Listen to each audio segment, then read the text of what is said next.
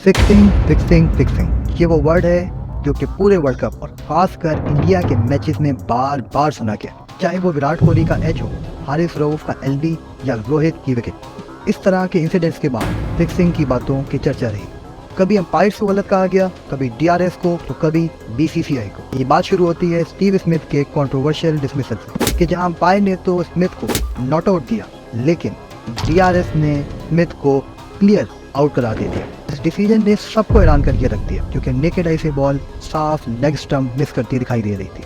इसके बाद तो मानो सोशल मीडिया पे तूफान ही आ गया। हर कोई डीआरएस टेक्नोलॉजी पे सवाल करने लगा। इस कंट्रोवर्सी के बाद मिसबाह हक ने कमेंट करते हुए कहा कि loop holes are still there. Moin Khan का कहना था कि डीआरएस सॉफ्टवेयर ऑपरेटर के साथ एक प्रोफेशनल क्रिकेटर को बैठने की ज़रूरत है जिनको इन तमाम चीज़ों का पता हो। और साथ ही उन्होंने शान मसूद के कंट्रोवर्शियल डिसीजन का तस्करा किया कि जहां पर न्यूजीलैंड के खिलाफ टेस्ट मैच में बज़ाहिर वो साफ नॉट आउट थे, लेकिन डीआरएस ने उनको आउट करार दिया था। विराट कोहली की बारी डीआरएस नहीं बल्कि स्नीको का इशू आया।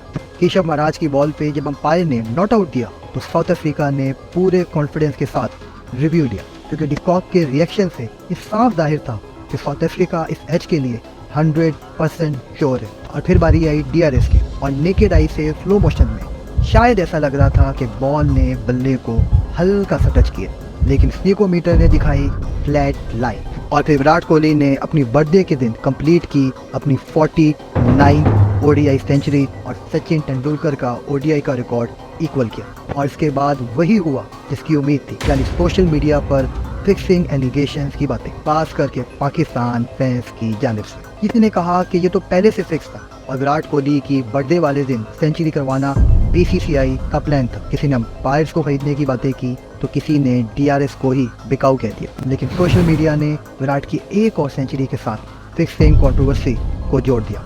लेकिन इंडियन फैंस भी कुछ कम ना थे और शायद उन्होंने भी मजनू भाई की तरह कहा कि बोलने दे, तकलीफ हुआ है बेचारे। वैसे इंडियन फैंस ने विराट कोहली की स्लो बैटिंग पर भी ट्रेंड चलाया था, लेकिन वो हम किसी और दिन बात करेंगे। फिर बारी आई शायद सबसे ज़्यादा कंट्रोवर्शियल डिसीजन की, जिसने शायद पाकिस्तान को वर्ल्ड कप से ही बाहर कर दिया, और वो थी हारिस रऊफ की बॉल पे एलबीडब्ल्यू की अपील। तबरेज़ शमसी के पैड पर बॉल लगने के बाद जब हारिस रऊफ ने अपील की तो अंपायर ने नॉट आउट कहा, लेकिन पाकिस्तानी टीम ने रिव्यू लेने में देरी ना की। लेकिन रिव्यू ने अंपायर कॉल दिखाया और पाकिस्तान को जीत से दूर कर दिया। और बहस इस बात पे छिड़ गई कि क्या ये वाकई ही अंपायर कॉल था या ये साफ आउट। साथ ही साथ ये भी सवाल हुआ कि अंपायर ने बज़ाहिर साफ आउट को आखिर नॉट आउट क्यों दिया। क्या ये पाकिस्तान को वर्ल्ड कप से बाहर करने की सोची समझी साजिश थी?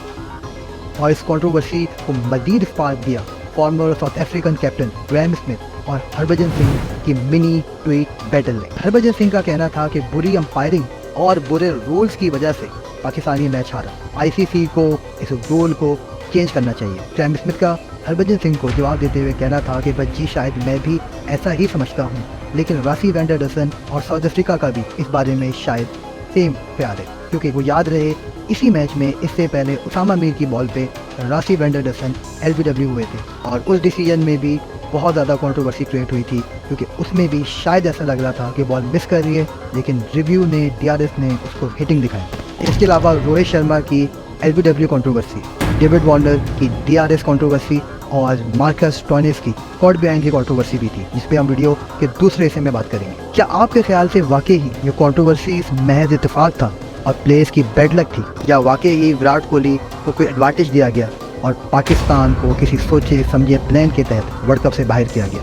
बहरहाल अपनी राय का कमेंट में ज़रूर इज़हार कीजिएगा। इस वीडियो के पार्ट 2 के साथ जल्द आपकी खिदमत में फिर हाजिर होंगे, लेकिन तब तक के लिए अल्लाह हाफ़िज़।